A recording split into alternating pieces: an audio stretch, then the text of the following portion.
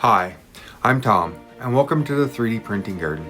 This channel is going to be about building something real, one layer at a time.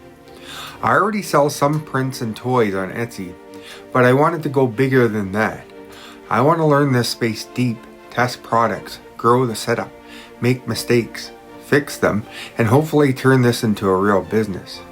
Now, if you're brand new to 3D printing, perfect. You're exactly what I want here. Because this world is wide, you can print toys, tools, organizers, prototype machine parts, arts, gift, and apparently now we're moving towards printing houses and maybe one day structures on the moon. So this isn't just going to be about a channel about printing. It's going to be about ideas, products, experiments, failures, wins, and whether a normal guy can actually build something meaningful in this new world. This is the beginning. Welcome to the garden. The ideas are building a 3D printing business, toys, prints, Etsy, experiments, gardens to farm. That's it. If you want to watch this grow from a few prints into something real, subscribe and tell me what you want to print first.